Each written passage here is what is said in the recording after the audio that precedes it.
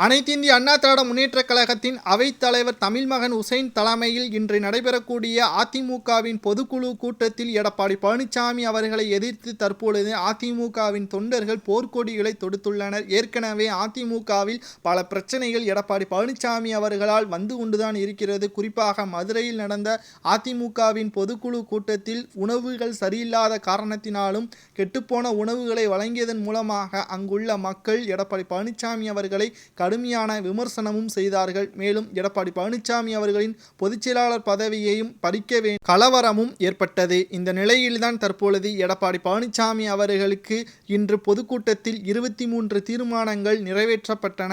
அதில் குறிப்பாக பன்னீர்செல்வம் அவர்கள் கட்சியிலிருந்து நீக்கியது அனைத்திந்திய அண்ணா திராவிட முன்னேற்றக் கழகத்தின் ஒருங்கிணைந்த முடிவு என்றும் கூறியுள்ள நிலையில் எடப்பாடி பழனிசாமி அவர்கள் கூறிய அடுத்த நொடியிலேயே அதிமுகவின் தொண்டர்கள் கலவரத்தில் ஈடுபட்டனர். செயற்கள் அனைத்தும் உடைக்கப்பட்டு எடப்பாடி பழனிசாமி அவர்கள் கட்சியிலிருந்து நீக்க வேண்டும் என்று முழக்கங்களும் விடுக்கப்பட்டது. இதனால் அனைத்திந்திய அண்ணா திராவிட முன்னேற்றக் கழகத்தில் போலீஸ் பாதுகாப்புகள் தற்பொழுது குவிக்கப்பட்டிருந்த நிலையில் 150ற்கு மேற்பட்ட நபர்களை கைது செய்து தற்பொழுது சிறையில் அடைப்பதற்கான முகாம்களிலும் தங்க வைக்கப்பட்டிருக்கிறது.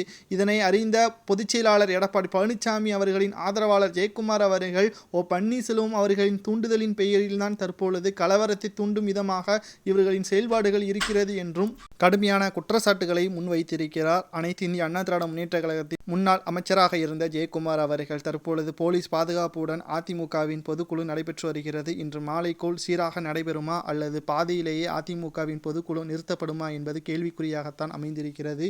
மேலும் அனைத்து இந்திய அண்ணா திராவிட முன்னேற்ற கழகத்தின் பொதுக்குழுவில் எடுக்கப்பட்ட தீர்மானங்கள் சில தீர்மானங்கள் திராவிட முன்னேற்ற கழகத்தின் தீர்மானங்களுக்கு ஆதரவாக குரல் கொடுக்கும் விதமாக அமைந்திருக்கிறது. குறிப்பாக வெள்ள நிவாரண நிதிக்கு மத்திய அரசு நிதிகளை ஒதுக்க வேண்டும் என்று எடப்பாடி பழனிசாமி அவர்கள் கோரிக்கையும் முன்வைத்திருக்கிறார்.